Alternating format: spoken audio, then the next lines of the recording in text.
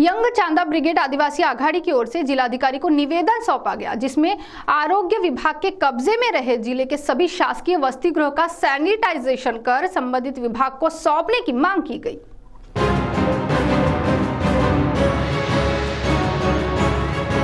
Young Chanda brigade सामाजिक संस्था के आदिवासी आघाड़ी के जिलाध्यक्ष जितेश कुड़मेथे तथा अन्य पदाधिकारियों की मौजूदगी में जिलाधिकारी को एक निवेदन सौंपा गया।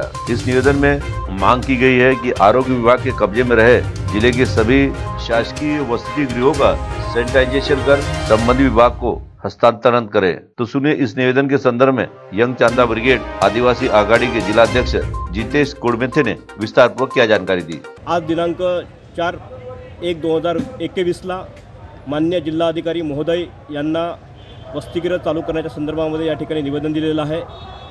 अडचण अशी आहे की कोविड-19च्या पार्श्वभूमीवरती जिल्ह्यामध्ये कोविडचं मोठं प्रमाण वाढल्यामुळे जिल्ह्यातील आदिवासी समाजाची वसतिगृह, आदिवासी विकास विभागाची वसतिगृह आरोग्य विभागाने आपल्या ताब्यात घेतली।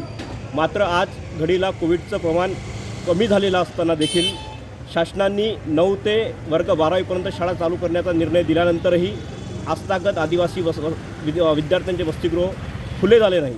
म्हणून प्रशासनाला विनंती असेल की आपण ही संपूर्ण आरोग्य विभागाच्या ताब्यात असलेली वसतिगृह, त्यांच्या गाद्या असतील, त्यांचे बेडशीट असतील, त्यांच्या उशा असतील आणि इतर काही साहित्य असतील, हे संपूर्ण साहित्य, संपूर्ण इमारत सॅनिटायझर करून संबंधित विभागाला परत करावा।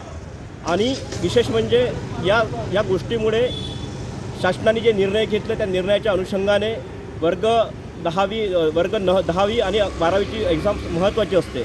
अशा अवस्थेमध्ये पुढील काही महिन्यामध्ये एक्झाम्स आहे, तरी देखील हे वसतिगृह खुले ओपन न झाल्यामुळे आणि मनपांनी वसतिगृह संबंधित आदिवासी विभागाला हस्तांतरित न केल्यामुळे हे वसतिगृह चालू होत नाही। त्यामुळे विद्यार्थ्यांचा शैक्षणिक नुकसान देखील होत आहे आणि म्हणूनच हा नुकसान टाळण्याच्या हेतूने यंग चांदा ब्रिगेड या ठिकाणी संबंधित जिल्हाधिकाऱ्यांना निवेदन देऊन या ठिकाणी वसतिगृह 7 दिवसाच्या आतमध्ये आपण संबंधित विभागाला हस्तांतरित करावा।